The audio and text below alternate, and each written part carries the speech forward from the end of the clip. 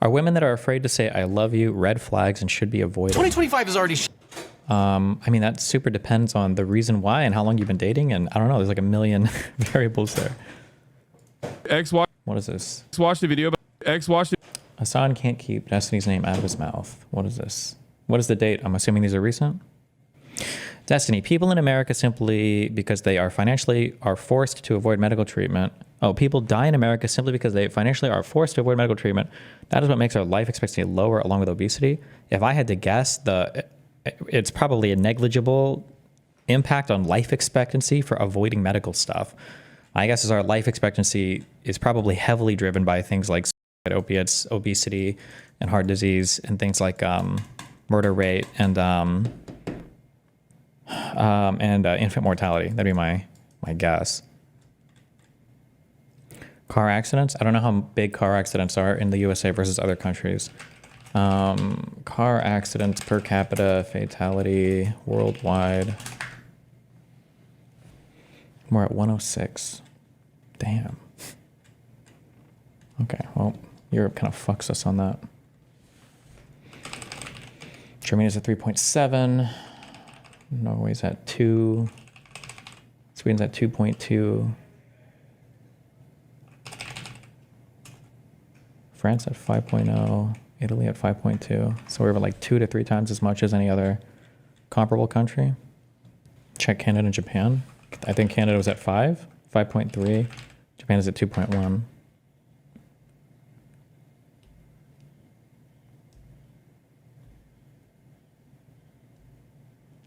You seen the woman burning alive in New York City? Nope. I woke up and I read like the story, but I haven't like dug in, or I read like headlines about it, but I haven't dug into it. What's the biggest cultural change to your driving versus the other countries they do and we don't? In the United States?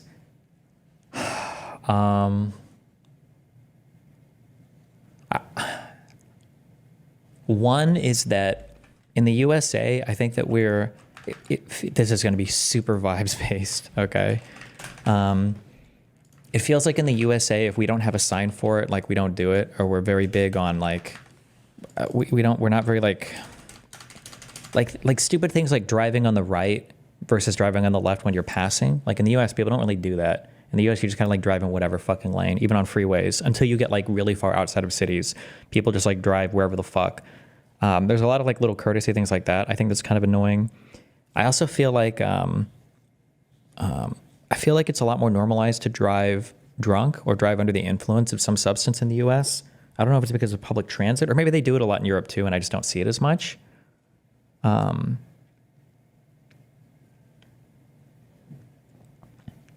I also feel like driver training in the US is basically non-existent. It is non-existent. You can drive and test for your license no matter what. In a lot of European countries, you're paying anywhere from 500 to 1,000 euro, and you're spending 3 to 6 months in driver's classes before you're even allowed to take your test. In the United States, you can just walk in, take it, and walk out with a license literally the same day. I don't think you can do that. I don't know if you can do that in any European country. Yeah.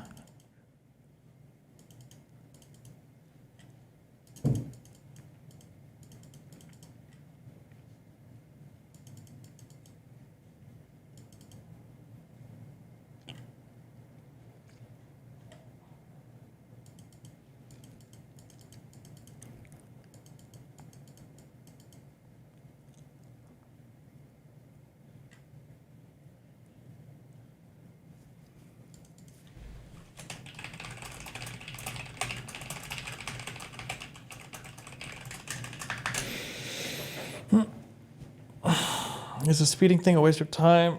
Oh, fuck, I didn't see your message. Sorry.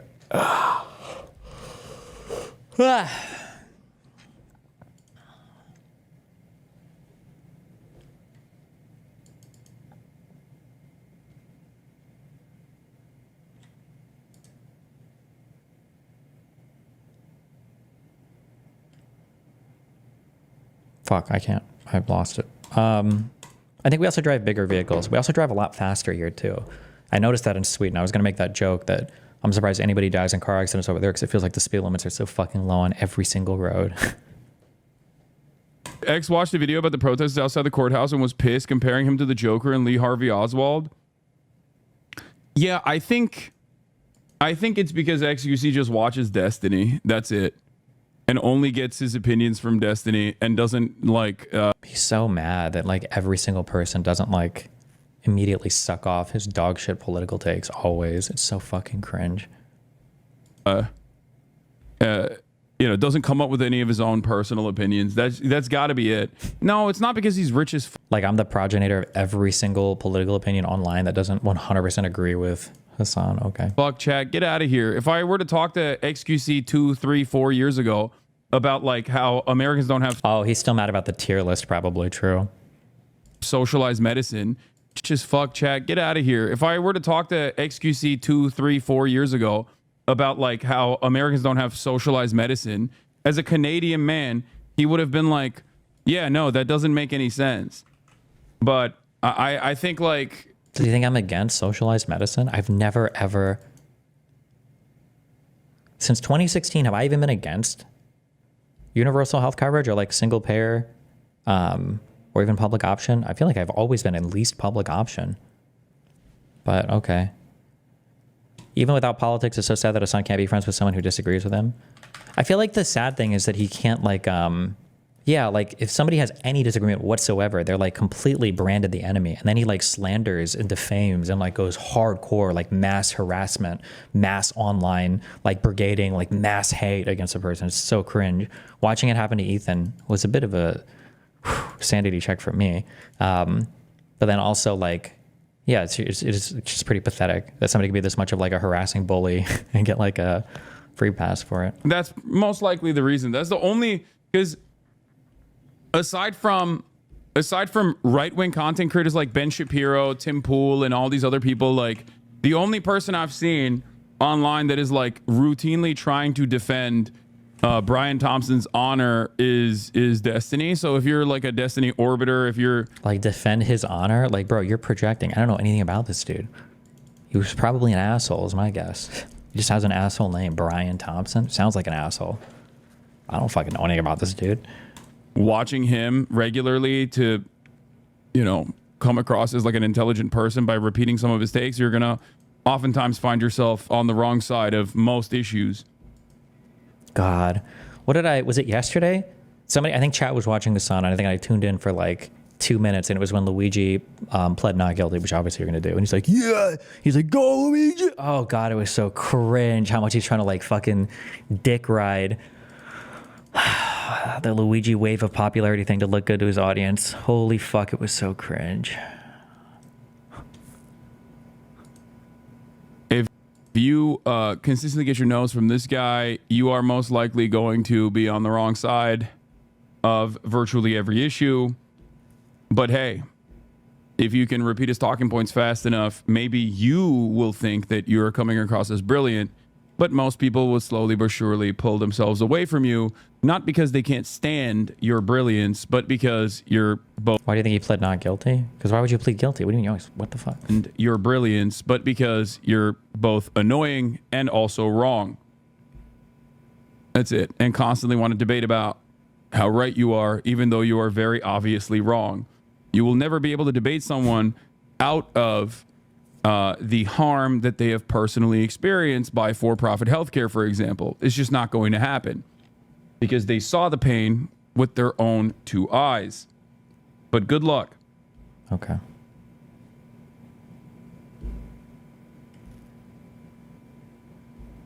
Meanwhile, he'll try to talk everybody out of any harm they've ever experienced under more socialist regimes, because that wasn't real. That was just propaganda from the West.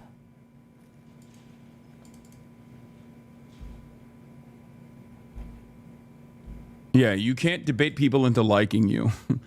Like, I'll tell you that much. All right, you can't just be like, I'm gonna debate you into liking me. I'm gonna debate you into thinking my vibes are good. What is he? You're so cringe. Okay. If you... Jesus.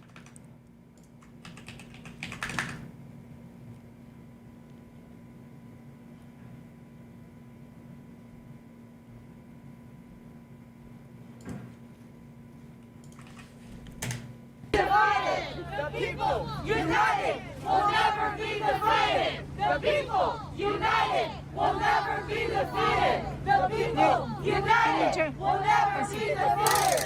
The people, united, will never be defeated. Free Luigi! Free Luigi! Free Luigi! Free Luigi! Free Luigi! The people, united, will never be defeated. The people, united, will never be defeated. In the true way, not the true. If it was a normal person, like Luigi! Luigi! Okay. Okay, where's this,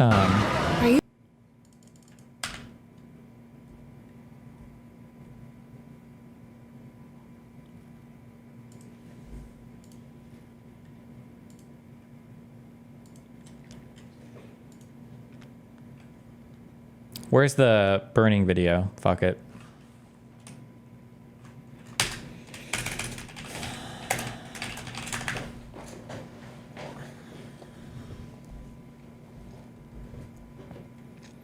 Hasan exposed that Yeet account as his stalker with proof, and Destiny using that account all the time. Would be crazy if Hasan's stalker really working for Destiny, lol.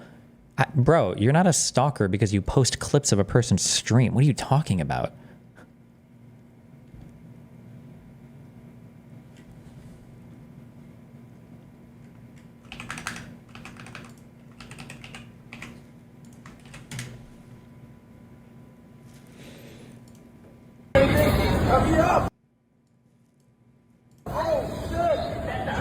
Oh shit.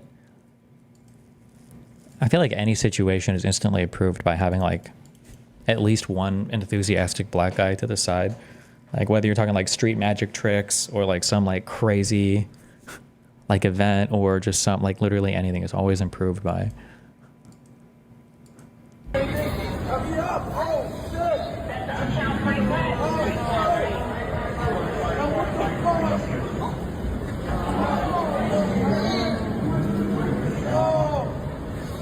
At the training room. Is this person dead?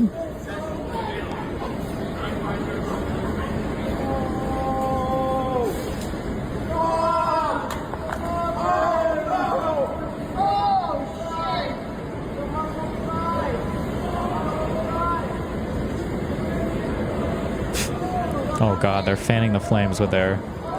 No!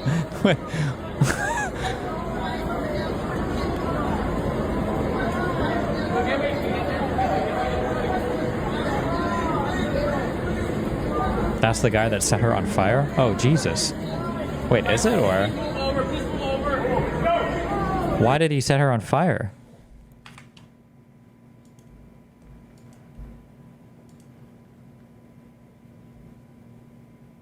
Let's make him famous. Who is he? Pointing at the cop. Why?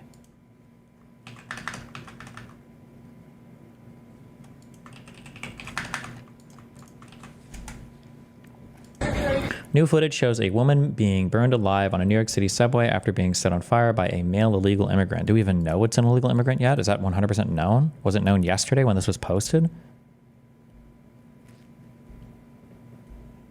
The cop was just walking back and forth waiting for a backup. They did nothing but watch her die.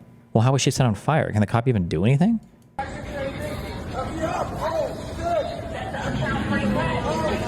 Why is she just standing there? I don't get it. I don't know, but I don't know what happens to like the human body when you set it on fire.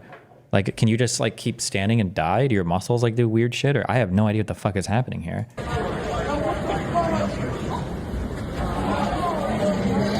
Are there not like fire extinguishers in the fire station?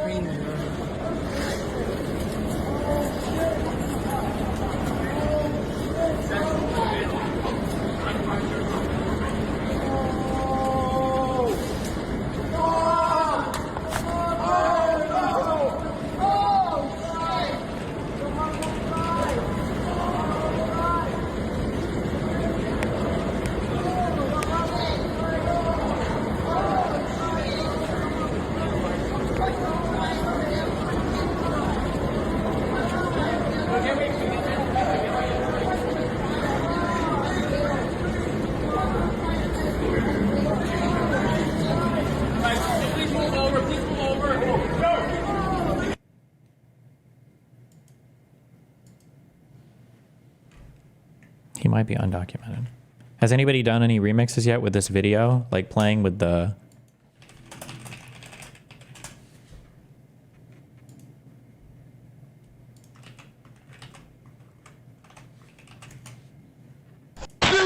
Lord Jesus, oh Jesus, oh Jesus, oh shit, oh Lord Jesus, oh Jesus, get the water, nigga, Jesus Christ. I'm just kidding. Don't do that. That's not good. That wasn't me. That was somebody else. Okay.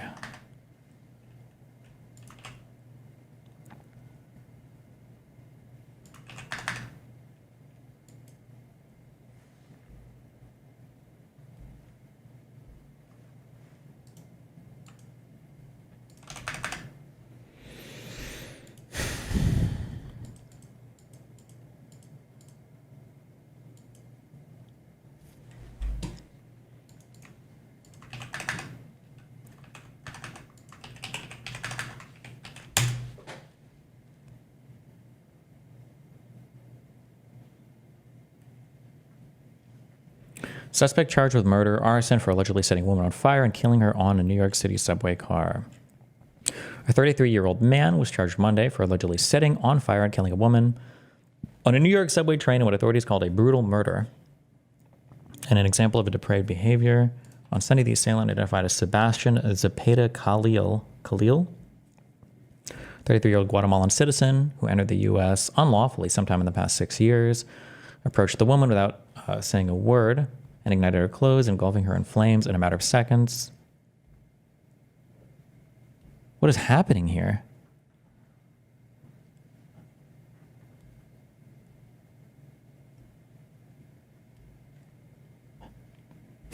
Okay.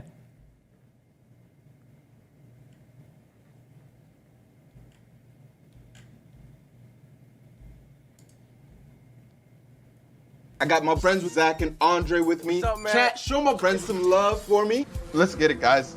Come on. What up, guys? Using vapes can lead to respiratory damage. Get the facts at thefactsnow.com. It was just before 7:30 this morning when our person of interest and the victim were both riding an F train to the end of the line at Stillwell Avenue in Brooklyn. As the train pulled into the station, the suspect calmly walked up to the victim, who was in a seated position at the end of a subway car.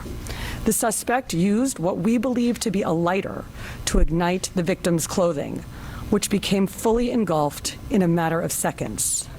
Officers who were on patrol on an upper level of that station smelled and saw smoke and went to investigate. What they saw was a person standing inside the train car, fully engulfed in flames.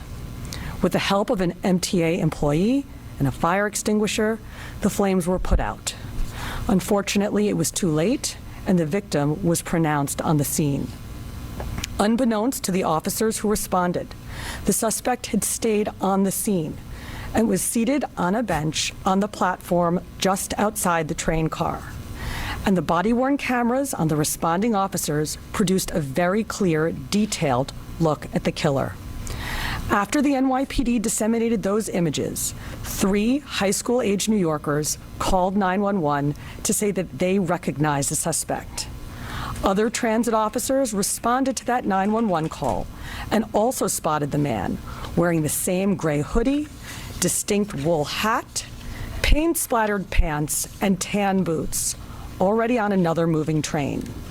Police radioed ahead to have the train stopped. Then, Transit District 2 officers boarded the stopped train and walked from car to car until they located and arrested the person of interest without further incident. Why'd she go up in flames so fast? Did it look abnormally fast? I don't know what do you mean? I don't think there are any videos of her going up in flames. No, I've just seen the one video of her standing there on fire. I don't know how quickly she went up in flames. The person of interest also was found with a lighter in his pocket.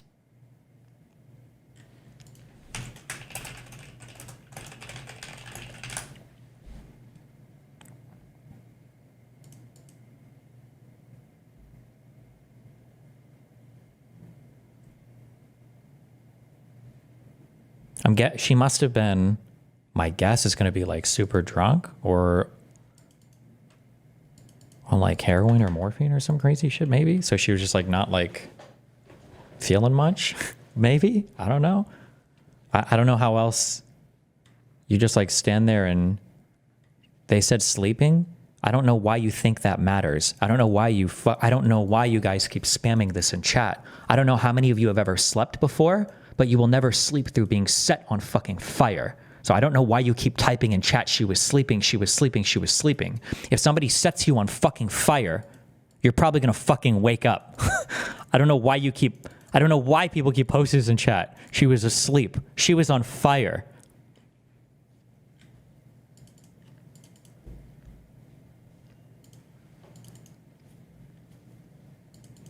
They said she was engulfed in seconds. How flammable was her clothing? I don't know if, I mean, they say that, but it might just be like, they're just writing that as like part of the news article. I don't know if anybody was saying they're timing how long it took for her to completely go up in flames.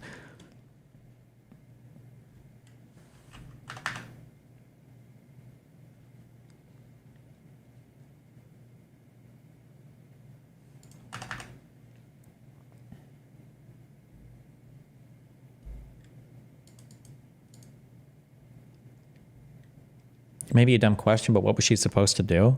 I have no idea. If you're covered with like if you're covered with a super flammable liquid, I know that you can like stop, drop, and roll or whatever if like clothing is on fire. But if you're covered with a super flammable liquid, I don't know like what the process or procedure is. You probably, my guess is you probably need some sort of, I think covering somebody with a heavy blanket might always work, or like some kind of fire extinguisher maybe.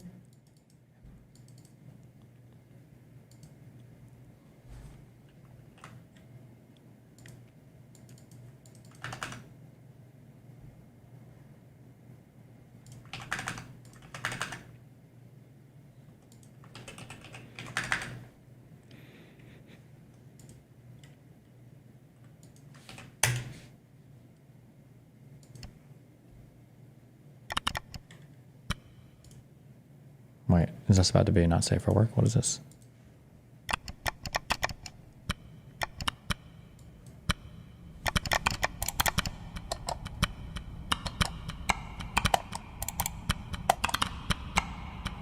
She was standing still because she was asleep. That's what they mean. Oh, like sleeping standing up?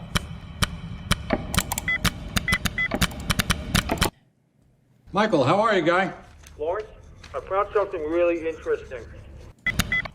I don't get this at all, but okay. I really want to say that it's impossible for humans to sleep standing up. Like, I feel like I read somewhere there's a biological reason why that's not possible. But, and I truly would say that, and I would repeat that, except when I was on night shift at my casino, Jason, I had a cook who would fall asleep standing up. I don't know how he did it. But he would lean on the counter and he'd look into the restaurant and he would close his eyes and he would be asleep standing up. I remember one time there was a ticket came in. I looked back and he was just standing sleeping, and he was already moving slow. So I went back and I cooked the full ticket, and then I served it to myself and I walked back around, and I think he slept through the entire thing. So I have no idea. You can sleep while walking? Why do you think that's the same thing? Why do you...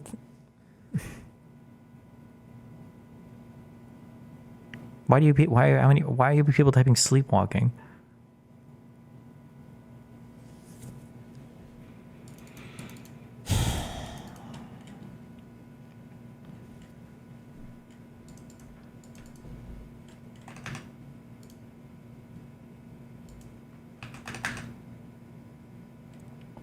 All right, many times from fighters in the army, they fell asleep while training, running. Oh, I've heard of something called micro naps, that apparently truckers can be driving and can like take a nap for like 5 seconds and not realize it. I don't know if that's a real thing or not. I just remember reading a story about it a long time ago, but...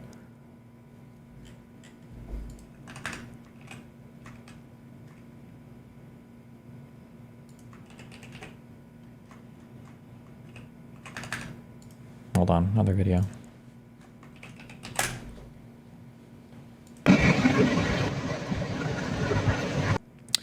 33-year-old Sebastian Zapata, the Guatemalan immigrant who set the lady on fire in the New York City subway, is shown here before the incident. He's extremely intoxicated and seems to not be in his senses. Wait, is he doing a selfie? Is this him? This video is safe.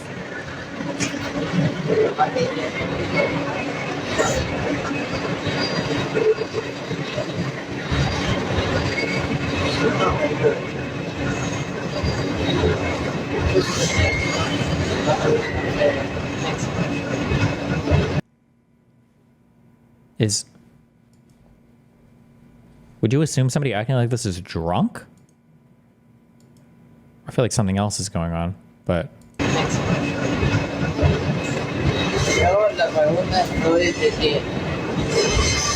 Yo tomo mi cerveza y yo vivo lo que yo soy mientras que no molesto a nadie, no molesto a nadie. ¿Por qué la puta gente tiene problemas conmigo? Ese es el problema. No vale verga. Okay. His last known address was a homeless shelter for men struggling with drug addiction. Yeah, I feel like this is some other kind of drug, but I don't know. I don't know all the crazy drugs.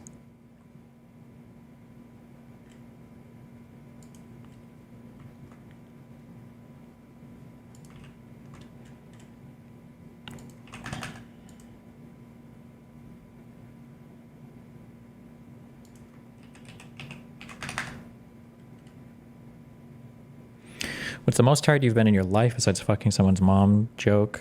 I think there have been a couple of like just professional related things where I've been like awake for, I think as tired as I've been in my life is probably like staying up for multiple days where I've only slept for a couple hours at night. I think the worst I've ever gotten is, I think this is supposed to be a common experience, but you start to see, you're not like, you don't feel crazy, but you can see kind of like people moving in the peripheral vision, like shadows like moving in your peripheral vision. Apparently if you stay awake for much longer than that, then it gets really crazy, but yeah, I don't know. I think it's probably the most sleep deprived I've ever been. It's like 3 days of like only sleeping for an hour or two each day.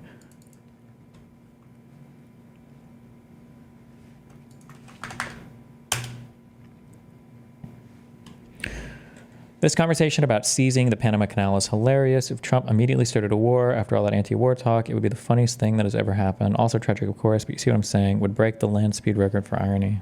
Okay.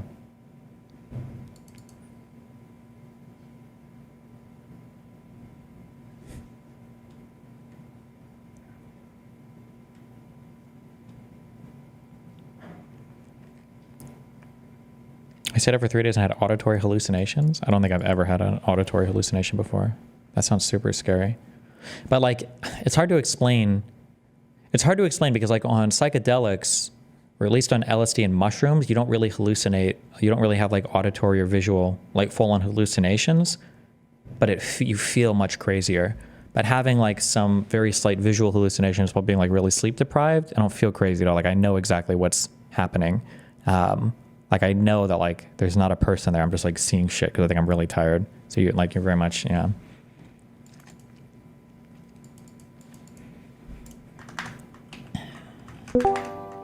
Dude. Hey, what's up? When you take mushrooms, you don't have visual or auditory hallucinations? No, you shouldn't, unless you're taking something different. Really? What dose are you taking? Higher than anything you've ever taken before, I promise. You can close your eyes and you can see like fractals and like crazy shit if you close your eyes. But on mushrooms or LSD, you shouldn't be awake and see like a person come into the room that's not real. You'll see like the walls breathe. You can see lights like dim and pulse and like kind of like trees. Like if you stare at something kind of move, or if you stare at a person's face, like their face might look like it's melting. What strain are you taking though? I don't think that matters. I think it's just based on like psilocybin. No, it matters a lot. There's big differences in strains. Okay, then I don't know what strains I've taken. Because I've been taking white penis envy mushrooms. Dude, I get blasted to the fucking moon and I see like crazy shit that I don't even know where I am when my eyes are open. That's pretty crazy. Yeah, one of the trips I had on penis envy mushrooms, I think I took like 7 grams. Mm-hmm. My vision went completely black, and then I could only see like my own spine and nervous system, and then I just saw this void where female faces were coming towards me, and then I turned into, like, I could see my own face, and it was a female face, and then I was having lesbian makeout sessions with these, like, female heads that came out of a void, and I had a nonstop 30-minute fucking orgasm.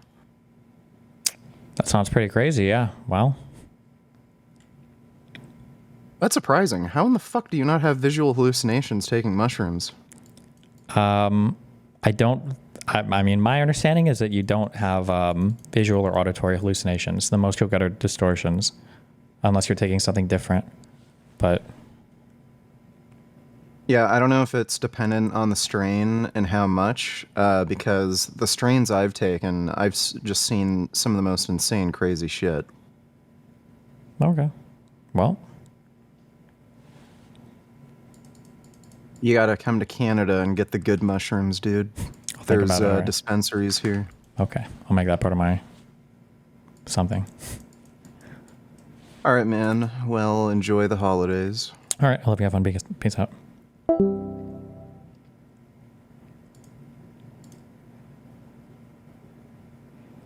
Are distortions not hallucinations? No. Distortions are where you see something in front of you and things will like kind of like move or shift, especially if you stare at a thing for a long time. Like this is especially true with LSD. At least a lot of people say. Maybe for people who haven't watched it's true. But like if you look at your hand or if you look at a person's face, when you're starting to get high, they will change sometimes in scary ways, but that's where you can tell that you're starting to get high is you like have, there's like a lot of distortions. But on mushrooms or LSD, you shouldn't have, you shouldn't see like a new thing, like a fully invented thing walking into the room that's not there before. There are classes of drugs though, where you can see things that have no trace to reality whatsoever. Like I know DMT will do it. I think there's a class of drugs called deliriants that'll do it. He's saying distortions are completely separate and not on the same spectrum as hallucinations. That's my understanding, is that a hallucination is something that's different than a distortion. And you can have things that can like severely distort what you're seeing, but you won't hallucinate like a brand new thing, is my understanding. But for meth, I don't think that, I could be wrong on this, but I don't think that meth will cause you to hallucinate. I think that it's, I feel like I've read that before. I don't know if it's the meth that does it or it's if you do a lot and you stay awake for days and days and days at a time. I think if you stay awake more than like 3 days, I think you will begin to have full auditory and visual hallucinations.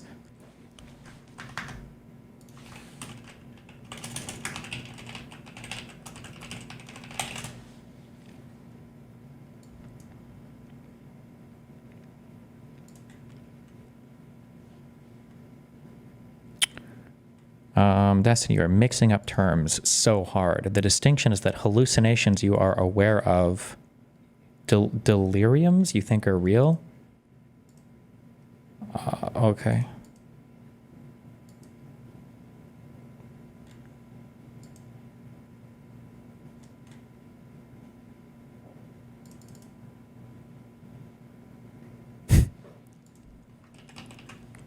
Stupid.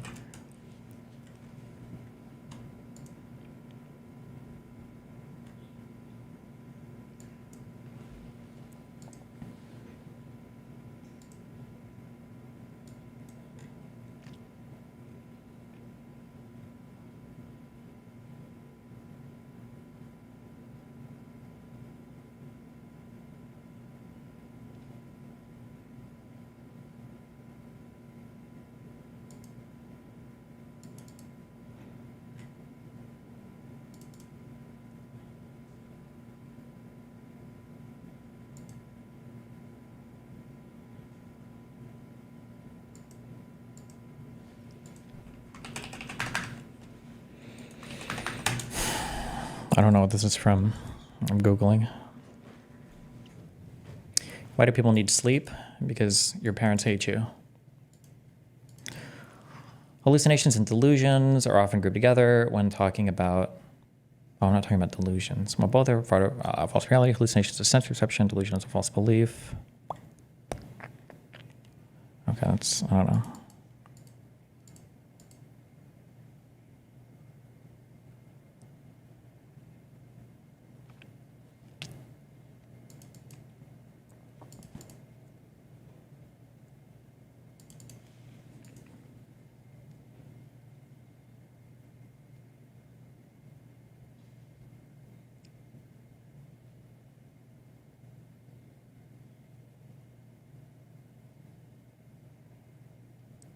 I feel like this is kind of maps onto my understanding, but I don't know. I've always heard it explained as like when you hallucinate something, you're like seeing something that has no, there's no real external stimulus. Like you can be looking at something and it's like not there at all. And like anybody in a room can be looking at you and they have no idea what you're talking about. But like a person on mushrooms or LSD might look at like a painting or a tree and be like, whoa, is that like moving? Or it'll be like something crazy. But like there's a reference there. It's just like interacting with your brain in a weird way or something. But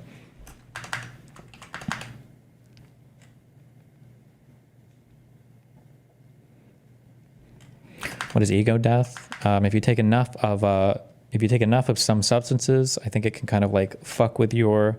I think there's like a whole bunch of underlying systems that kind of keep track of your ongoing conscious experience. And if you take enough of some psychedelic substances and maybe other types of substances, it kind of like cuts away a lot of those bonds, and then you, for a while, are kind of left floating where there's something experiencing something, but it doesn't have a strong tether on reality. And then whatever experience you have in that state, people will call that like ego death.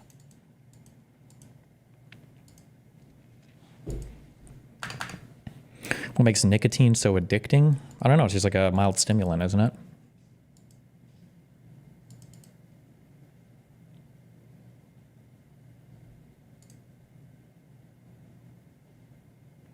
Thoughts on pharmacogenomics/PGX tests, and would you ever consider doing one? I have no idea what that means. I don't know what either of those words mean, so.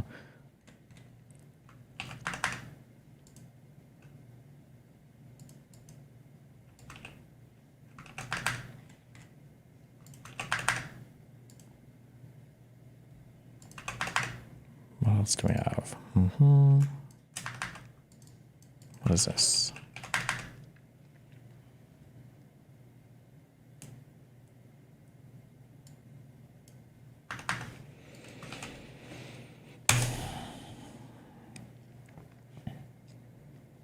My conclusion is Matt Gaetz paid for sex and drugs. I don't care.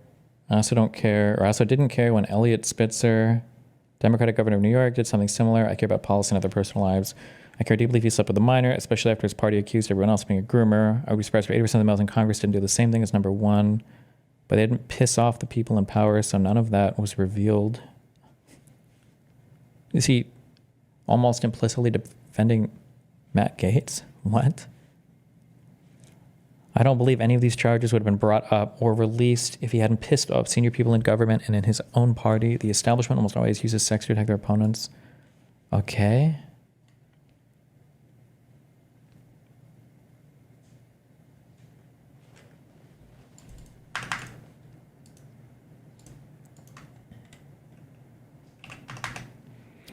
Just a PSA, if anyone here is predisposed to schizophrenia or similar disorders, doing a lot of psychedelics is not a good move. Apparently, even if you're not predisposed towards those things, using marijuana over long periods of time can make it more likely that you have some sort of mental disease like that later on, so.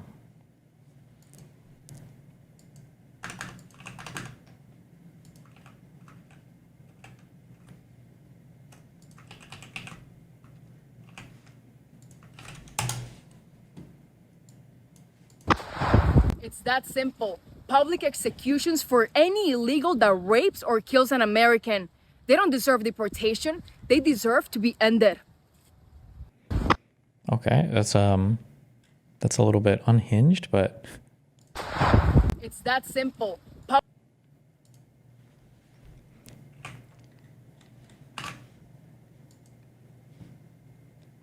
Texas congressional candidate. Okay. Now do the same thing, except anybody that's willingly working with an enemy of the United States of America in our media. Hell yeah. Hell yes.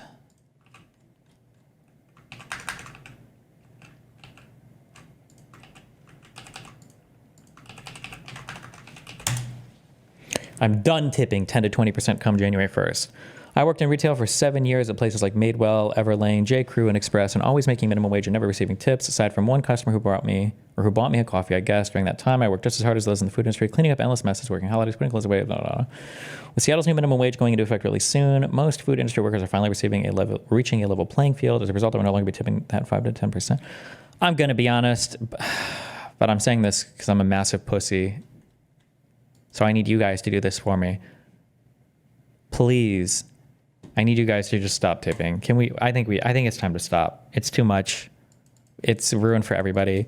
I booked this haircut yesterday, and not only do they make you pay in advance for the haircut, but they make you tip in advance. Like, how does that even make sense? Where we're tipping in advance. Like, can we just not? Let's just, even if you want to charge me more, fine, but just like charge more. Like, I'll pay more. Like, just don't guilt me on this. Because then I also feel like it's like a flex test. Like, am I going to be the loser who only tips my barber 18%? Well, no, obviously I'm picking the 30% option, so I don't look like a brokey, like a fucking wage slave normie fuck. But now I just feel like I got psychologically warfared into tipping some fucking asshole. How much was it haircut overall? I don't know, probably like $120 for haircut and beard and plus the tip. Fuck me.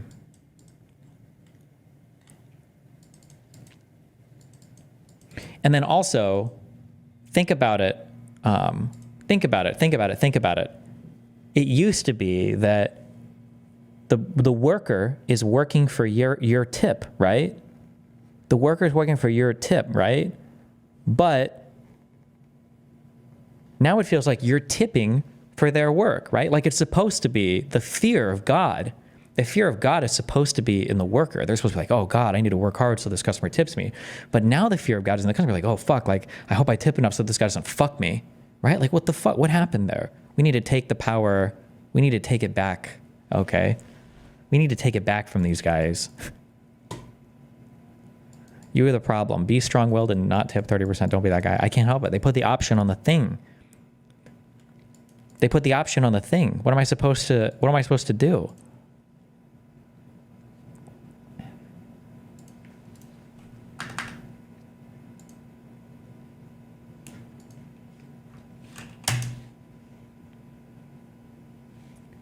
What's the one guy?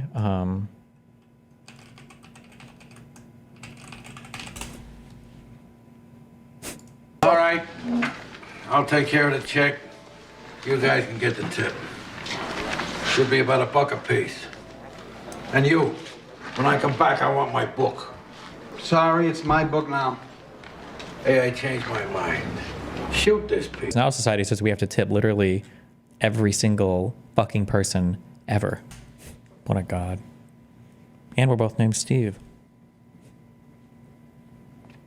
I'm on my United flight back, going from Arizona back home to New Jersey, and I'm sitting next to a young migrant child traveling solo. Fuck, I never believe stories like this, but we'll see. Her backpack is tagged with a DOJ security tag from U.S. Customs and Border Patrol. She's wearing all new clothes and shoes and does not speak English.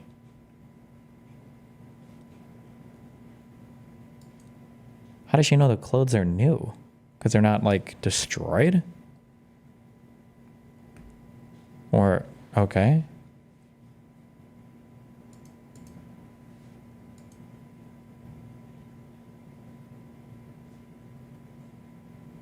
Okay.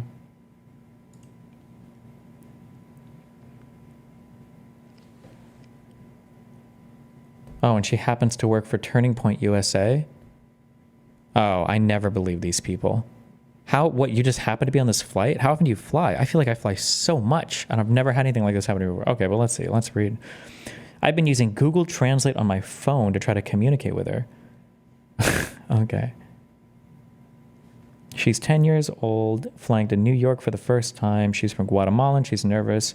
She says she's a student and came to Phoenix with a visa. She has 5 siblings, 3 already in New York.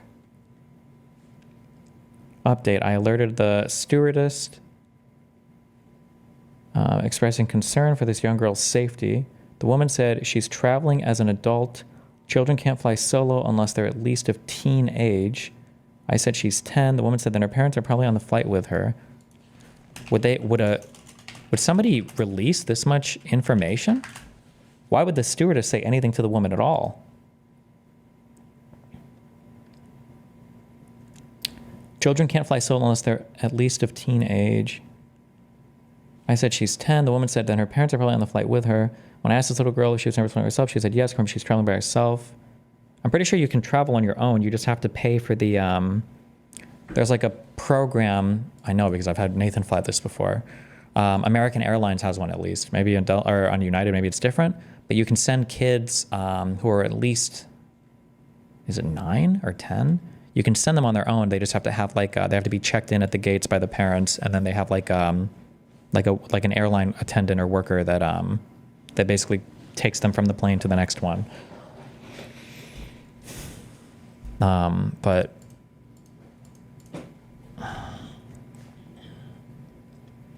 update. We are landing. I asked this girl who is coming to meet her. She said her mom and that she has a lot of things with her.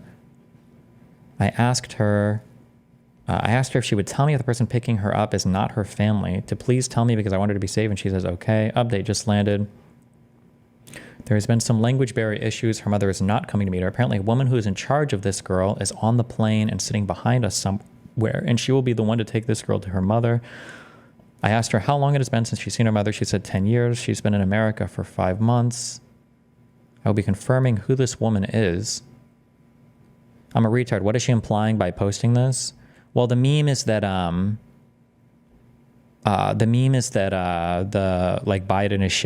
is flying all the illegal immigrants up to New York to make New York pay for them. I don't even know I don't know why, but I don't know.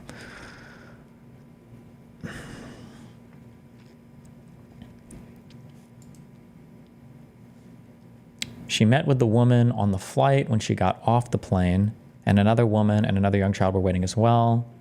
Oh, this sounds like maybe this is the airline attendant that's supposed to take them to and from where they're supposed to go. They seemed confused when I asked if this was her family and were quick to walk away from me. I followed and they went to the bathroom. I called 911. I alerted the woman at the gate, and now I just have to wait for the police to show up. I hope it's in time. Update, the police have arrived. Police just confirmed with me that they are 2 ICE agents who took the girl and another small child. Policemen instructed me to let them handle it. Okay. Wait, the girl is 10 and hasn't seen her mother in 10 years? Yeah, because she'd never seen her... she'd never seen her mother ever, right? Or that's what the implication is?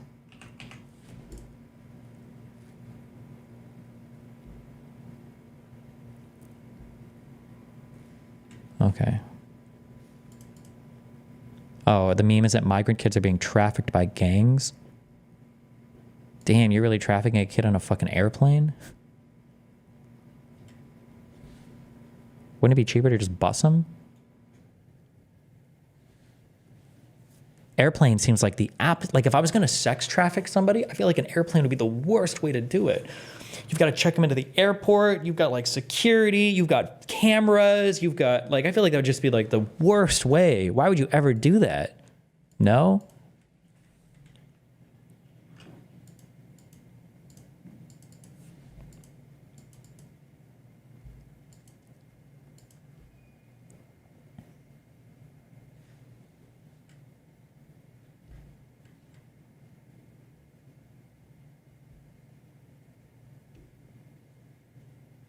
It works because everybody says what you just said. Time for a steelman. What would be the best way? I mean, if you had like a sex trafficking victim, I feel like you'd just want to take them yourself or have them with like pre-approved travelers, no? Like you'd never give them the opportunity to speak to somebody attended. Like that girl could have like spilled the whole fucking plan to this lady next to her, and your whole operation, your whole ring is up. No, this seems like the worst way ever to traffic somebody.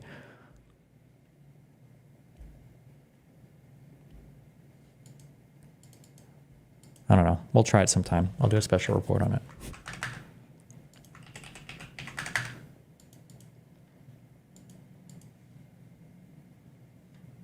Yeah, how is it that conservatives are the ones that end up like sitting on the bus or on the plane next to the trafficking victims too? It's all very lucky that they always. Hold on, I'm gonna use the restroom and grab a Red Bull. 1 sec.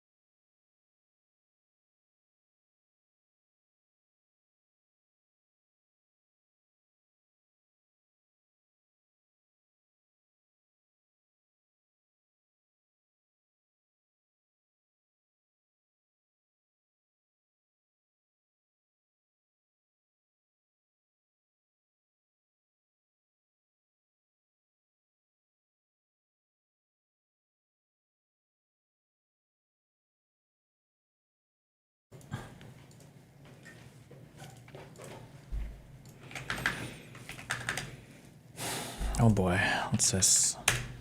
Your brain is 12.5 times more 12.5 times likely to believe my gesture over my words. And that's because it is very hard to lie with our gestures. For example, you want to do a little...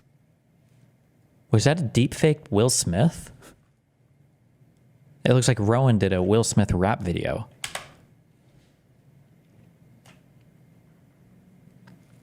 Totally random question about Vyvanse. Do you feel like the effectiveness of the drug gets reduced if you don't properly sleep? I've heard people say that, but the reality is the effectiveness of everything is reduced if you don't sleep, no?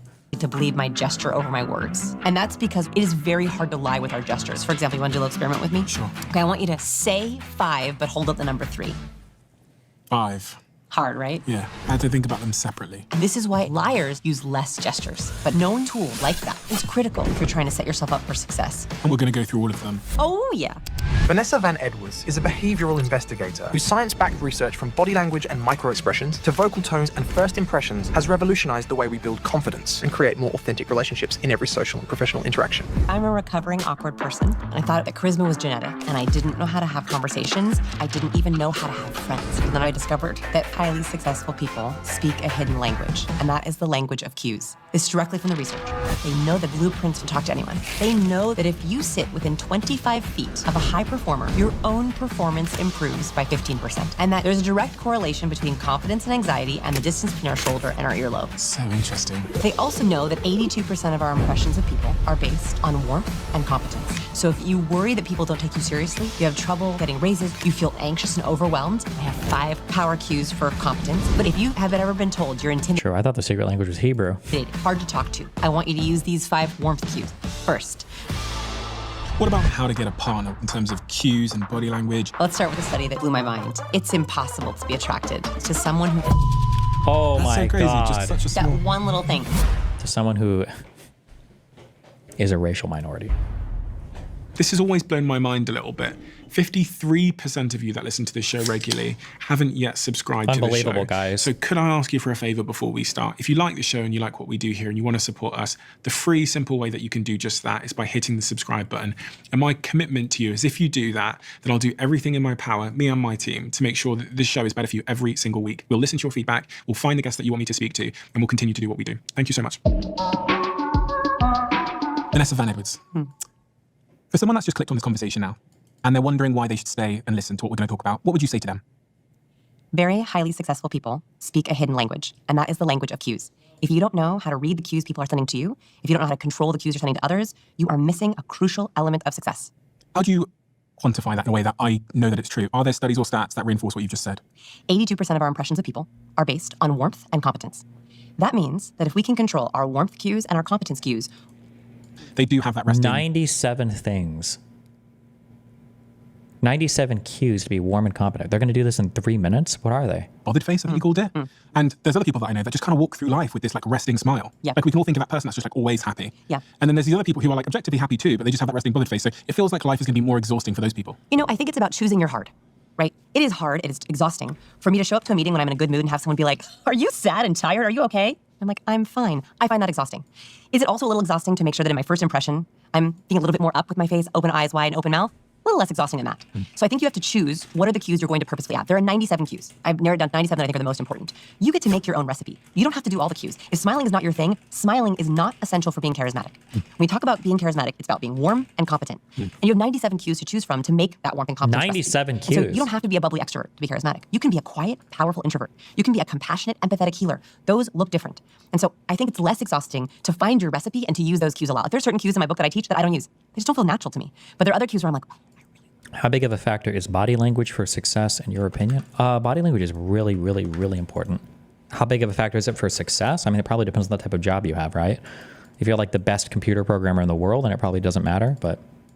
Has anyone ever done any really compelling studies on this idea of resting bitch face or resting bothered face, as you call it? There is research on resting bothered face, and there are certain people... She's not going to tell us the 97 when people see pictures cues? of their face at rest, they assume a mood change. In other words, when there are certain people at rest where you look at them, they look neutral. But there are a certain percent of the population, when you look at them, they look angry, sad, or afraid. So it's real. And It's there's a real some people you phenomenon. look at and they look happy and make you Very happy. few people have happy resting face, though. You either look neutral or bothered. So you said you were a recovering awkward person. Yes. Take me into what you were like. Oh, and what do you mean when you say awkward person? I really wanted to go it alone. I was really overwhelmed by people and interactions. I didn't know what to do with my hands. I didn't know what to say. I felt like I missed a memo that everyone got in conversation. I always felt like I was saying the wrong things. I had all these awkward silences. And then what would happen is I would try to overcompensate by sharing a ridiculous story or talking too much or completely shutting down. And I kind of like wavered between completely shutting down and being overwhelmed and talking too much and saying too much and just verbal vomiting all over everyone. And so I shut down. And in college, especially, I just felt so left out. I just felt so lonely. And I don't know if anyone watching is feeling lonely. I thought it was all my fault. I was like, I missed the memo. I don't know how to have conversations. I don't even know how to have friends. That's what it felt like. That I desperately wanted to make connections, but I had no idea how to level up a new person to a friendship. I had no idea how that path happened. I had no idea how to have a conversation with someone, share something real, and then have a real interaction back. This is all you And so guys. it was really lonely and overwhelming. And what was the catalyst for you to go on this journey? I was in college, and there was a group paper assigned. And you had like 5 people, and everyone had to do 5 pages. And I went to the professor, and I said, I will write double the amount of pages if I can work by myself. And he was like, Vanessa, the point of the paper is not the paper. It's working with the people. And I was like, and I started to cry in his office. I was like, that student. I was like, I don't know how. And he was like, Vanessa, you're very good at science. You're very good at breaking things down. What if you studied for people like you study for chemistry? That was like an aha moment for me. He said, why don't you study good conversation? Why don't you study the popular kids? Why don't you look at what are they doing in conversation that's working? Study it like it's a science. Hence my brand was called Science of People. That's when I realized, okay, it didn't come naturally to me. Is it bad that my immediate vibe when I see these types of videos is distrust? Is it bad? I don't know. It feels...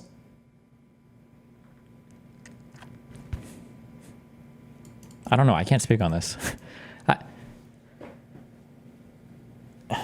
Like, it feels to me like very sleazy marketing oriented, but I would say that the reason why is because it has to do with like how many insightful, valuable things do I feel like this person is saying, rather than like how much like word jargon they're saying.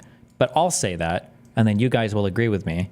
But then you'll go on and you'll listen to somebody like Jordan Peterson, who I get the exact same vibe from, and I'm like, yeah, this is just like empty bullshit. He's not saying anything of value. And people are like, oh, that's so insightful. And then it's like, okay, well, so I don't know. I don't know what it is that people listen to sometimes or don't for.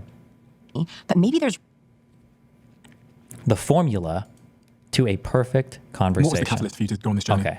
I was in college and there was a group paper. Oh, wait, assigned. we're already. And you had like 5 people and everyone had to this. do 5 pages. An aha moment for me. He said, why don't you just research on actual things I can do with my body, things I can do, I can say verbally, questions that work, that will help me learn this. Either it's a science. Hence my brand, it's called Science of People. That's when I realized, okay, it didn't come naturally to me, but maybe there's research on actual things I can do with my body, things I can do, I can say verbally, questions that work, that will help me learn this the other way, turning soft skills into hard skills. Okay. That's when I started creating my first conversational blueprints. Okay. That's when I started creating my conversation formula. Okay. And it started to work. I started to try out these kind of tiny experiments, Like and what? I actually started to feel like myself, Okay. make more friends. Okay. It was tools. I had to use tools to be able to connect because it did not come naturally to me. Okay. Was it fixed from day one? No. So it was a journey? It was a real journey, 'Cause yeah. I think that's important because often people think, read the book, get the tips and tricks, and you're changed and you're fixed. You talk about, I think, later in your life where you went to a dinner party and your husband was there with you and you went home and told him that you thought everyone was angry at you. Yeah. When was that? That in was this probably maybe 4 or 5 years later. Okay. So I started mostly with conversation. That was sort of my first tool I needed. It was questions I wanted to ask, first impressions, and how to close conversation, very practically. Questions I want to ask, first impressions, and how to close a conversation. Okay. I also realized about 5 years later, I married my college sweetheart, so I've been with my husband for a long time, and he said to me, you always think everyone's angry at you. I was like, isn't everyone angry at me? And I realized there are certain people who misinterpret neutral facial expressions as negative. I have this problem. So I will see a neutral expression on someone and assume they are angry or afraid or stressed or don't like me. And that was creating this really bad loop because when you think someone doesn't like you, you shut down and become more unlikable. There was a study I discovered right around this time. This is done by Dr. Van Sloan. He wanted to know what makes popular kids popular. Okay, this is a bullshit video. This is just a bait video. The label for this section was the formula to a perfect conversation. She hasn't told us anything yet. Has she said anything in here? She said, do not fake smile, I'm assuming. Message people telling them this. Okay, what do we tell them? Also, I've got like 6 friends and I've got my partner, and I've got my family and my team. It's a lot. Then just them. And also, it doesn't take an hour when you're like, oh, stainless steel mug. This made me think of you. Right? Like, you're only doing it when it's actually naturally occurring to you. I don't want you to sit at your desk and be like, I'm due for some, Okay, everyone I know, oh God, another job. Like, do you know what I mean? I like, if I've got to set aside an hour to like text everyone I know and go, I'm just thinking of you, it's going to be exhausting. I've got like 6 friends and I've got my partner, I've got my family and my team. It's a lot. Then just them. And also, it doesn't take an hour when you're like, oh, stainless steel mug. This made me think of you. Right? Like, you're only doing it when it's actually naturally occurring to you. I don't want you to sit at your desk and be like, I'm due for some, I was just thinking of you. No, this happens in the wild. Okay. You're watching a documentary, you're at a restaurant, you're on the bus, you're like, oh, that reminds me of this person, quick text. That is less work than missing an old friend and not knowing what to say. It is less work to see something in real life or have a thought of like, I wonder how Sarah is, and reaching out to them then. Oh, fuck. That's actually a really, really, really, really, really good suggestion. This is really hard for me, though, because I fucking hate this. No offense if you're listening to me, though. I don't mean you. I do appreciate it when you do this. If you do this and you're listening to me, I actually love it when you do it, just not when anybody else does it. So I'm not talking about you. Whoever is listening thinks this might apply to them and it doesn't. But like when people, because I never know how to respond to them, because people will say anything like, oh, this reminds me of a thing. And I'll be like, and I'll just put like a laughing face, like, haha. But I don't, okay, what am I supposed to fucking say to that? But people apparently really like it. Like if I see a thing that reminds me of something, like, okay, shit, I should send this meme to this person, or I should forward this or say this, remind it, because people appreciate that you're like in their thoughts or whatever. But I just feel awkward because I never know how to fucking respond. Then I miss Sarah, but I'm not gonna reach out to her. It's also less work when you see someone and you haven't seen them in a while, or they're a friend of a friend, or they're that casual coworker relationship, and you're like, what do I say? I think it's a lot of work to go up to that person and be like, how was your weekend? I think that's a lot of work. I think boring small talk is a lot of work.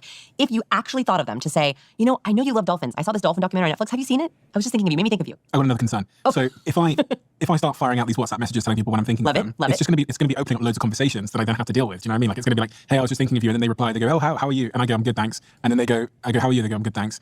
And then, do you know what I mean? And then they'll ask me. I don't believe in asking how are you. Okay. That's a whole other thing. This is a good test. Just respond to them and say that. I don't believe in how are you, so bye. If you are worried that they're going to start a conversation that's going to bore you and feel like work, they're not a close friend. So don't text them. Mm-mm. Okay. It's a very good test. If there's someone where you're like, oh, I don't really want to hear how they are. Yeah. Oh, fuck me. I absolutely did this. Maybe I'll talk about this in a year. But a few months ago, because I used to have my Discord set to like, okay, I'm just going to turn my thing to invisible all the time, because whenever my thing is green, people will message me, and then if somebody messages me and I don't respond, then they get like upset if I'm not like responding because like, oh, I see you're online or whatever. And so like, okay, well, I'm just going to set my thing to either read all the time or offline all the time, so I don't have to deal with it. And then I thought about it and I was like, wait a second. Why the fuck am I even friends with these people? If somebody can't handle the status that I've set on my fucking Discord, I just shouldn't be friends. I shouldn't care. This is like too much work.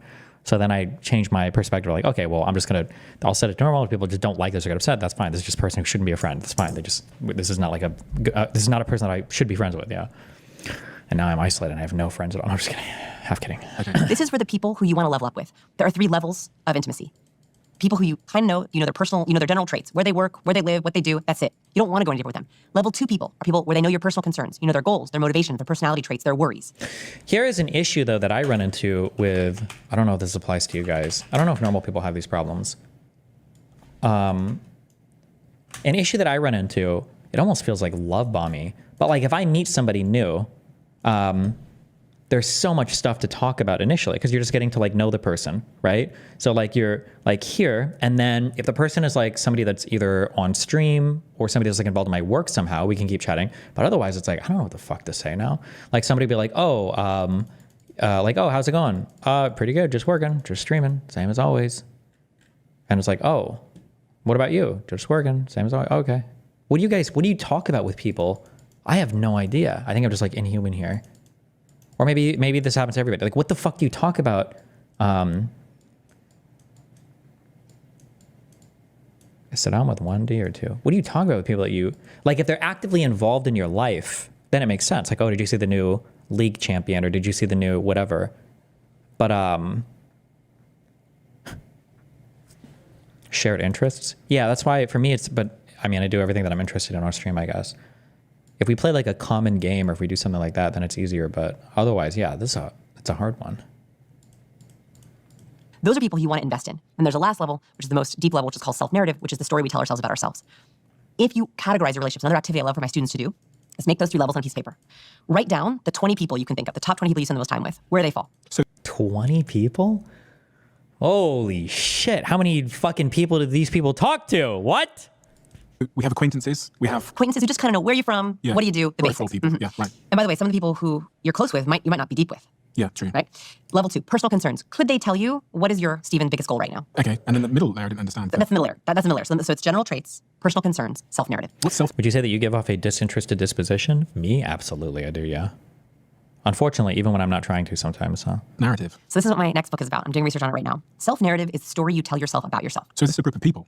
It's the levels of intimacy you are with someone. So would your partner know the story you tell yourself about yourself? I'll give you an example. 100% you would. I think so.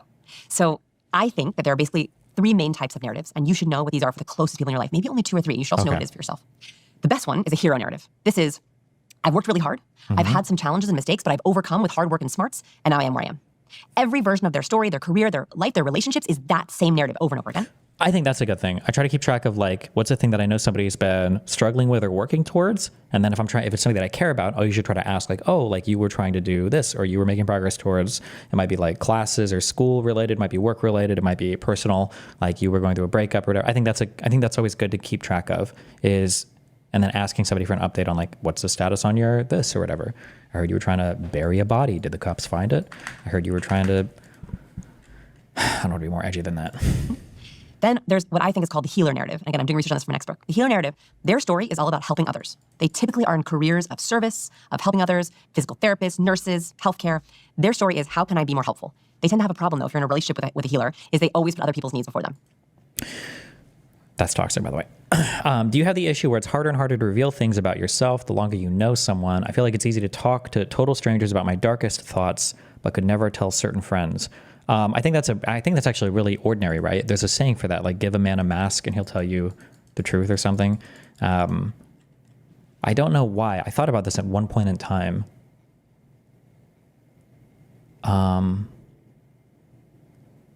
For some reason, I feel like strangers are so much less judgmental, but I don't know why. I don't know what the reason for that is. I'm not sure.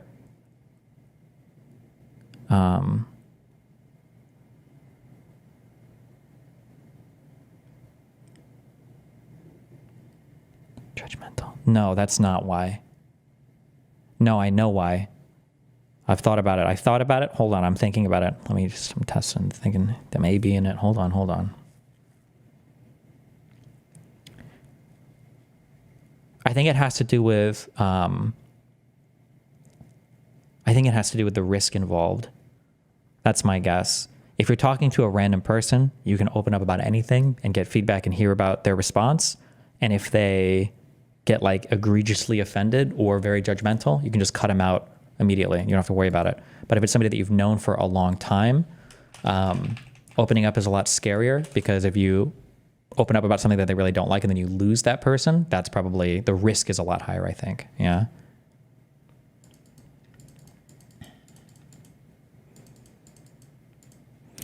No offense, but you wouldn't stand out at all in public. Did you notice any difference in these interactions with the blue hair? What? I don't think this is about talking to random people on the street. What are you talking about? Themselves. Do they have some kind of historic trauma? They can. And a lot of times they were put in a position of caretaking too early. Like they were told that you're of value if you can caretake. You're of value if you put your needs last. So they tend to be people pleasers. They tend to say yes to everything. You said strangers, no? Did I misunderstand? No, I don't mean strangers as in like a random stranger on the street. I mean like a very, very, very new friend. Like maybe you're in a group of friends, you start chatting with somebody and it's not a person you know you're very close to. Or maybe it's a random person you met on fucking Discord. Or maybe it's a random person in a video game lobby. Or maybe it's like a random classmate that you just start like talking to, like something like that. Be careful if you work with a healer, because they're great to work with. They help, but they say yes to too much. So healer is the middle one. The last one is victim narrative. Victim narrative, no matter what, personal, professional, love life, taxes, they have the same narrative. I experienced challenges and mistakes, and I didn't overcome. No matter how hard I work, no matter how smart I am, the world is against me. So a question I ask people to begin to uncover their self-narratives: do you feel lucky? Do you feel lucky? I feel very lucky. I also feel very lucky. Yeah. People who have a resounding yes to I feel lucky are more likely heroes or healers. People who say I don't feel lucky, I feel very unlucky, are typically victims. Dr. Richard Wiseman did a study. He asked people to perceive their own luck. How lucky do you feel? Then he gave them a challenge, gave them a newspaper. And he said, I want you to count the amount of images in this newspaper. They sat with the newspaper and they counted all the images, but there was a trick. There's always a trick in studies. On the second page of the newspaper, in big print, it said, stop counting, there are 42 images in this newspaper. Almost all of the people who perceived themselves as lucky saw the ad, closed the paper, gave it back, so there are 42 images. Almost none of the unlucky people did.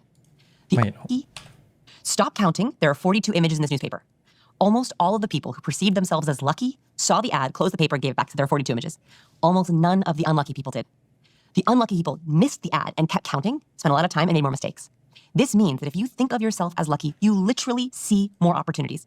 If you think of yourself as unlucky, you miss them. Is it possible to change? Isn't that just a result of you not caring if a stranger judges you since they are irrelevant in your life? Well, no, I don't think it's necessarily that, because we do care about judgment from strangers. Because like if you're on a bus and you drop something, like I feel like these are the most humiliating things in the world, right? Like if you trip in public, I think you feel really bad. Nobody ever thinks like, oh, well, people here aren't going to remember me, so I can be embarrassing in public, right? Are typically victims. Hold on, let me Dr. think Richard about this again. Wiseman 1 second. He asked people to perceive their own luck. How lucky do you feel? Then he gave them a challenge, gave them a newspaper. And he said, I want you to count the amount of images in this newspaper. They sat with the newspaper and they counted all the images, but there was a trick. There's always a trick in these studies. On the second page of the newspaper, in big print, it said, stop counting, there are 42 images in this newspaper. Almost all of the people who perceived themselves as lucky saw the ad, closed the paper, gave it back, so there are 42 images. Almost none of the unlucky people did. The unlucky people missed the ad and kept counting, spent a lot of time, and made more mistakes. I don't understand. Missed the ad? Was the ad a picture or?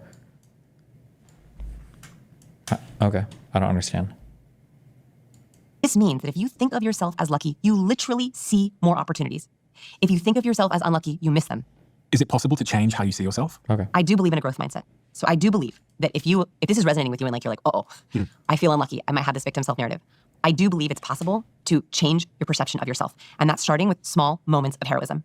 I think that changing your people skills, saying I don't like people and saying I'm going to find a way to like people, saying I'm bad at conversation, I'm going to find a way to be good at conversation, to say I'm an awkward person, no, I'm a recovering awkward person. If we can begin to take those tiny experiments and change them one by one, we begin to have small moments of heroism, and that's how we change our self-narrative. As an employer, I think about this a lot, these sort of verbal and non-verbal cues. And actually, I had an interview some time ago, and I think I came out of the interview, and I think objectively the person might have been qualified, but there was something about their energy or cues or something that signaled something else to me, that they were an unhappy person, or they were tired, or they didn't really want to be here, or something like that. Are there any studies that confirm that our hidden communication is driving our success in the working environment? Yes. So this study blew my mind. It's 58,000 working hours over 11 different companies. So a huge amount of data. They wanted to know if low performers infect the people around them and if high performers infect people around them. What they found was if you sit within 25 feet of a high performer, your own performance improves by 15%. Here's the kicker. If you sit within 25 feet of a low performer, your own performance decreases by 30%. This means that our negative emotions are more contagious. That if you're around people who are low performers, whatever that means to you, who have negative cues, who are feeling anxious or tired or low confident, you could catch those cues and that affects your own performance. This. I wonder how you would measure 15%. Like, did this guy he had 15% more commits or 15% more? Is this like an AoE debuff that like fades over time, or? This is why it is incredibly critical to invest in the 5 people who you spend the most time with. You want to make sure those 5 people are the cues you want to catch. Do you like the cues they're sending? Do they give you the right motivation, feelings? Do they make you feel liked? Do they make you a better version of yourself? There's just one more chemical aspect of this, which we have to do more research on. Okay. This was a very gross study, but it's one of my favorites. Slow gross. Are you ready? Okay. I believe in the concept broadly. I just don't know how granularly you could study it. I think surrounding yourself with positive people is infinitely better for your life. And I think surrounding yourself with negative people will weigh you down. It's really bad. There's always like people in life. It's really hard. It's just really hard to change your environment once you're like an adult. It's actually incredibly difficult. Like maybe more difficult than like changing your fucking genes. It's really, really, really hard to change your environment like completely. There are so many people in life that I've met who are like, I wish I could just like suck you out of this environment and just like spit you into another area, because you're such a better person than the people that you're surrounded with, and for some reason you like just have no desire to change that, or you can't change that, you're not changing that. Yeah, I don't know. It's sad, I think, sometimes, but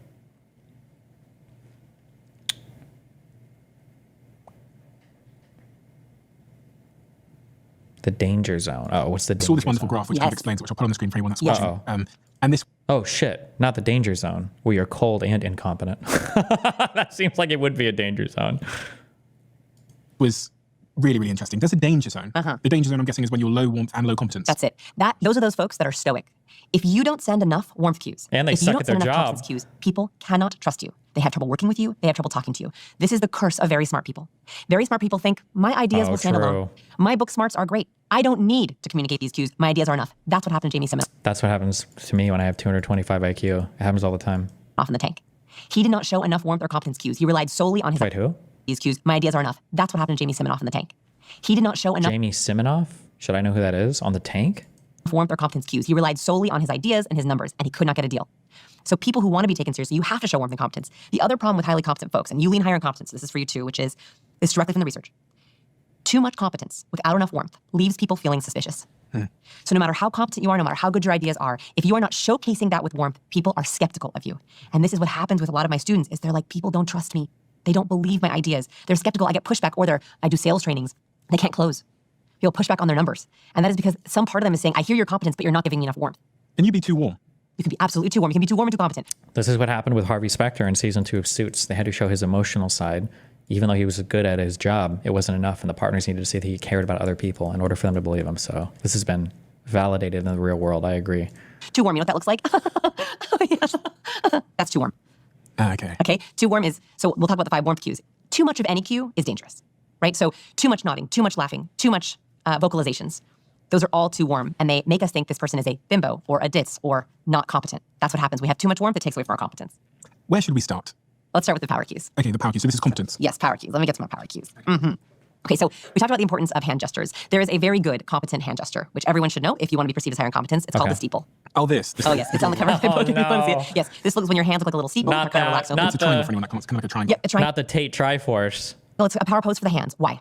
If you were doing this pose, you're showing I'm not hiding anything from you. You can still see my palms, but I am very relaxed and poised enough so that I'm keeping my hands together. Now be careful, don't drum. This is evil fingers. Yeah. This is Mr. Burns, for those of you who know, right? Yeah. So it's a nice still steeple. They rated hand gestures in a study, and they found that this was the highest rated hand gesture that leaders made, was when they made this job. I feel like the best hand gestures are, especially when you're finishing a meeting, is I give them the double snipe. Like that. That's where they're like, oh shit, this guy knows what's up. Not the, sometimes you give them the single when you're doing it, but when you give them the double shot, then they know that shit is real, okay? They can trust you on that. Gesture. Now, personally, I don't use this a lot in my interpersonal interactions because it doesn't feel super natural to me. It's funny because we took one picture for my cover photos, and every single picture of me for my cover photos, I was smiling. And my wonderful photographer, Maggie Kirkland, said, Vanessa, can we just do one of you serious? And I was like, but I'm not serious. She's like, just one. Just do your most powerful power cue. And this is the only picture And that was the one that we chose for it. So it's just funny because it's a very high competence cue. So you can try the steeple, just be careful not to do evil fingers with it. That's a high competence cue. That picture of you on the front, what is that signaling? So it's a perfect balance, right? So 1, I have the steeple cue, competence gesture. 2, I'm angled towards you. My body is angled towards you, which is a warm cue. That's fronting. My toes are angled towards you, which is warm. I also have a smoldering eye contact look, which is high competence, which we can talk about. And I have an up face. I got taught in my first year psych class that power poses were actually completely ineffective, academically disproved, and pseudoscience. I guess it depends on what you mean by power pose. But I think that posture and like how you present yourself to somebody, I think that actually does influence quite a bit of how they hear you and how they perceive you. But again, it's probably going to depend on the environment. It's going to depend on what you're talking about. It's going to depend on who you're talking to. Yes, right. I'm not in my resting, bothered face. So that's a slight warm cue. Yeah. That is actually how it makes me feel. There's an element of power, but it's not an intimidating level of power. Because I balanced it with that warm. Yeah. Yes. It's like a welcoming. Well, yay. Power, yeah. Woo, we did it. Now I got to do the next one. So Okay, steeple. Okay, steeple. Yeah. Second, this is a weird one. The most important measurement on your entire body is the distance between your earlobe and your shoulder. This distance right here. Watch. If I were to do this in the interview the entire time, if I would have a very small distance between my earlobe and my shoulder, I would look anxious. I would also have a really hard time giving you vocal power. Okay. You would have a hard, do you trust me? No, you look nervous. Right, I look nervous. There's a direct correlation between confidence and anxiety and the distance between our shoulder and our earlobe. And very quickly, we're trying to just assess someone, the first few seconds of seeing them, we're trying to assess how confident are you, can I catch it? We don't like people who are anxious. We don't want to talk to someone like this because we don't want to catch that anxiety, but we do want to talk to someone who has the max distance between their earlobes and their shoulder. So when you're in a first impression, also in your profile pictures, I want a relaxed distance, shoulders down, earlobes out, which is another reason why I like that this is how your table is set up, because it pushes my shoulders down so I have a max distance. That makes me look more confident, but it also makes me feel more confident. There's a look here. So when you do the steeple and then you roll your shoulders down and back, you will begin to feel more confident. Wow. Don't you feel good? What if you like raise your head though? Like, because if I'm trying to get my ears away from my shoulders, I might go like this. Actually, they're the same distance. So you want to actually keep your you want to keep your chin level, and if you can help it, you don't want to actually look down at someone, down your nose at someone. It's quite a scornful, judgmental. Yeah. Exactly. So you just notice it even when I did it. So it's not this. It's just this. So maximizing this difference. Third one. I love eye contact. We all know good eye contact is important. But here's what you might not know about good eye contact. Eye contact is a power move when you look at someone at the end of your sentence. So we're very used to if someone's thinking about something and they're processing something in their head, and I'm telling you that there are 465 gestures in a TED Talk, that is the most important way that I want to showcase something to you. That we like it when someone is actually accessing different memories or areas of their brain, but then when I end my sentence looking right at you, you're like, whoa. So highly Oh, I agree with this. I think sometimes when you talk, or at least when I speak, my eyes want to wander sometimes, and it feels weird to force yourself to stare. But as long as you bring it back to them by the end, I don't really know how I feel about the fact that I'm trying not to make edgy jokes on Christmas. You know what I mean? I think it's always good. Competent people make eye contact specifically at the end of their sentences to drill a point, and ideally when the other person is saying something important. Okay, interesting. I just did that then. I do that when I'm doing interviews because I kind of like look off into the distance to think a little bit and then I come back to ask. The worst advice I hear people give, body language experts give, I don't think anybody actually says that. She's going to say staring at the person the entire time. Make more eye contact. Make 100% eye contact. Awkward. Actually, in Western cultures, they've studied this. The ideal amount of eye contact is between 60 and 70% of the conversation. If you make over 70% eye contact, it's actually considered a territorial gesture.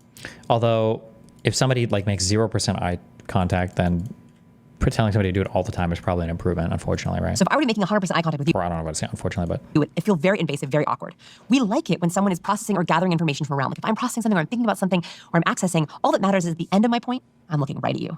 And that feels so much more powerful. Okay, so that's number 3. Yeah, that's number 3. Yeah. Okay. Fourth one of my favorites. It's called a lower lid flex. Lower lid flex is one of the least utilized, but one of my favorite cues. So biologically speaking, when we are trying to see something far away, we harden our lower lids. Like I'm trying to read the titles on your bookshelf. I harden my lower lids. That is because when our eye is trying to see far, it squints to block out the light. So you'll see more details in my face when you harden your lower lid at me. So harden your lower lid. If you look at People's Sexiest Men Alive, almost every man in that magazine it's Zoolander, right? Blue Steel. Blue Steel is actually just a lower lid flex. That is because when someone is trying to really focus on something and really understand something, their lower lid is flexed as you're doing right now. And boy, oh boy, do we like it when someone is lower lid flexing at us. Because it means you are really trying to understand and see me. So a lower lid flex is a great power cue to use in moderation, right? Nothing too much. That when someone is saying something on a date or in a meeting or a colleague is saying something really important and you want to show them, I am really listening. I usually just squint at them a lot. Really? That lower lid flex shows them I am super focused and intense on you. That is why women find men who do the lower lid flex very sexy because they feel like, ooh, he's really focusing on me. Now, there's a little side note to the lower lid flex. Lower lid flex is not, it's inherently in itself a positive cue. It's a cue of focus, right? If you are in a presentation or a meeting and you say something and someone suddenly lid flexes at you, you might have just said something they're like, really? Yeah. That's what I do. Anytime somebody gives me a positive claim, I always look at them disapprovingly and inquisitively, like I don't believe it, so they have to justify themselves. So for me, this was a game-changing moment as I was giving a presentation to a bunch of executives, and I said something about oxytocin, which is the hormone of love and cuddle and connection. And he goes, I saw him lower lid flex at me. But he's also turned his head there. I don't remember if he turned his head, but all I noticed is that distinctly he went from to. Yes. And I went, does that make sense? Any questions? So if you see a lower lid flex, your best choice is to try to gather more information. That makes sense? All good? Any questions for me? How do we feel about this? So I said, any questions for me? And he goes, and I looked right at him. I said, any questions for me? He said, I think they gave my wife oxytocin in labor. Is that the same thing? And it's true that they give a form of oxytocin to induce women in labor. That's how strong oxytocin is. That in high doses, it will put women into labor. It's a form, it's called Pitocin. I said, you're absolutely right. In medical settings, they can give synthetic forms of oxytocin to push women into labor. That was a moment for me because one is I realized I was able to stop the skepticism and the confusion right there before we moved on to anything else. And now when I teach oxytocin, I say, in social settings, oxytocin means this, because in medical settings, it means something different. So noticing that lower lid flex is incredibly important for